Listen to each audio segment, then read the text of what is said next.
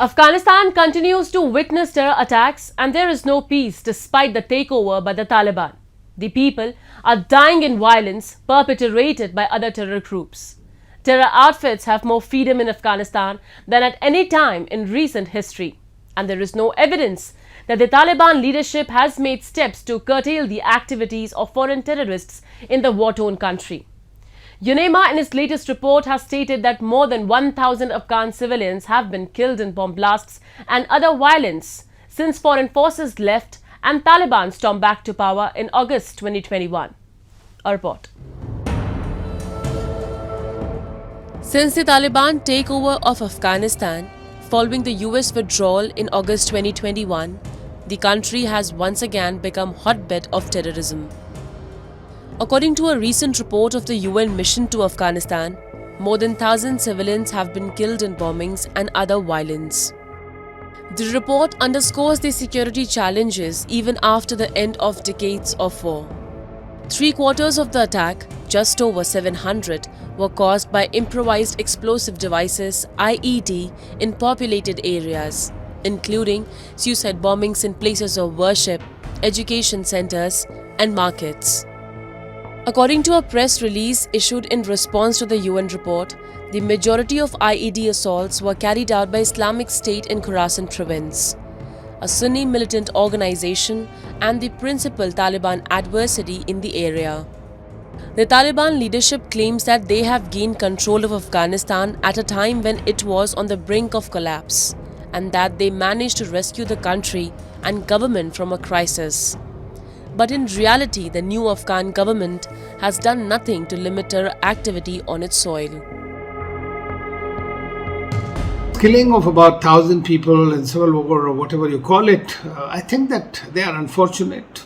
They have been killed by the various forces that have been present there for 20 odd years. So it has been before that the Soviets.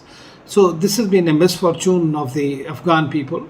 They would want possibly to live like the rest of the world in peace, and I think that eventually the world will have to come up with some kind of solutions, knowing too well, and Taliban will also have to change its tracks, because it is in the current scenario they are gradually completely isolating themselves, so therefore they'll have to adhere to the principles that they agreed, the Doha Peace Accord and the UN Security Council resolutions.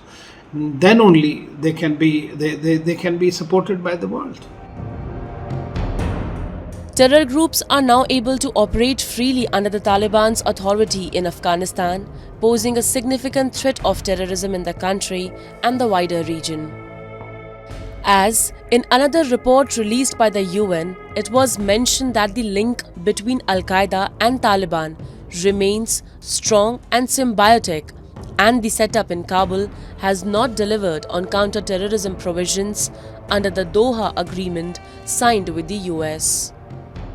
According to the report, nearly 400 Al-Qaeda fighters were in Afghanistan, and there are signs that the terrorist outfit is rebuilding operational capability. However, the Taliban rejected the report, calling it biased and far from reality. US officials have long expressed skepticism over Taliban claims, as when US killed Al-Qaeda leader Ayman al-Zawahiri last year in July, he was found living in a home in a central neighborhood of the capital, Kabul. The US stated that his presence there demonstrated that Taliban had broken the 2020 Doha Agreement.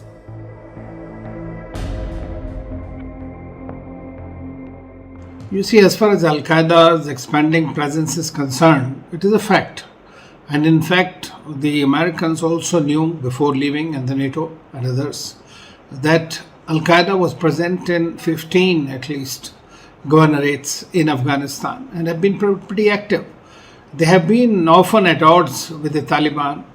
But in Afghanistan, we must understand that there are neither Taliban as a homogeneous lot. They also have several groups in that, which range from A to Z as far as their adherence to conservatism, excessive conservatism, and the way forward is concerned. But at the same time, we have ISIS, which is ISKP, PK, and we also have the Al Qaeda, which has been very much present there. The Taliban's victory in Afghanistan has not only provided the space for openly organizing the training camps, but also inspired terrorist organizations of various hues. Besides Al Qaeda, Pakistan's Lashkar-e-Taiba, Jaish-e-Mohammed, East Turkestan Islamic Movement has also become active in Afghanistan. The 13th report of the Analytical Support and Sanctions Monitoring Team claims that Jaish-e-Mohammed maintains 8 training camps in Nangarhar, 3 of which are directly under Taliban control. All of these indicate that while Taliban assurances for not letting the terrorists operate from its soil have remained on paper, in reality, the Taliban administration is helping them. The time has come for the international community to decide on how to bring about a permanent ceasefire and an immediate cessation of violence in Afghanistan. Anything short of this will constitute a serious threat to regional peace and security.